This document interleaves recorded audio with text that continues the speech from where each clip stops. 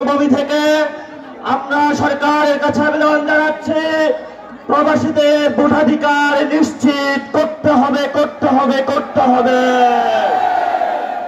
সিলেটবাসী প্রবাসে গিয়ে রক্তের উপরে দাঁড়িয়ে বাংলাদেশের টাকা সচল রেখেছে, তাদের রক্তের মূল্য দিতে হবে। প্রিয় সিলেটবাসী, আমাদেরকে অনেকে বলছে আমরা অ্যান্টি বিএনপি পলিটিক্স করি। আমরা বিএনপির বিরোধী নই, আমরা খালেদা জিয়ার বিরোধী নই, আমরা তারেক জিয়ার বিরোধী নই, আমরা জিয়াউর রহমানের বিরোধী নই। তবে বাংলাদেশে আমরা চাঁদাবাজদেরকে ঠাঁই দিব না। বাংলাদেশে আমরা কোন সিন্ডিকেট ঠাঁই দিব না। বাংলাদেশে কোন সন্ত্রাসদেরকে আমরা ঠাঁই দিব না।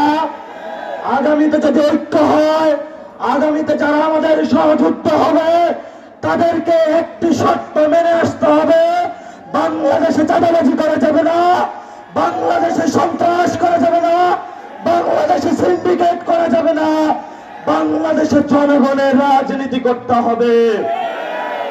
শেষ কথা বলবো, আমরা প্রতিনিয়ত রাজনৈতিক আড্ডা দেই চা দোকানে বসে।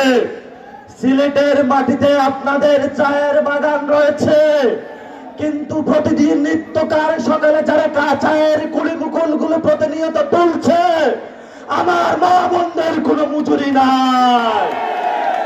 এনসিপি যদি সরকার গঠন করে, আমরা মালিকদেরকে যেভাবে দিব, শ্রমিকদেরকে তাদের থেকে শেয়ার দেওয়ার ব্যবস্থা করব ইনশাআল্লাহ।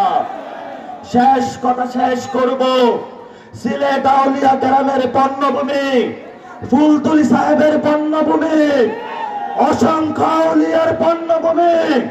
এখানে আলিয়া মাদ্রাসা রয়েছে, কওমি মাদ্রাসা রয়েছে, বিভিন্ন তরিকার মাদ্রাসা রয়েছে, আমাদের নারী সমাজ রয়েছে। আমি জানি সিলেটে আগে এসেছিলাম, তরুণ যুবা আপনাদের রক্ত কতটুকু টকবক।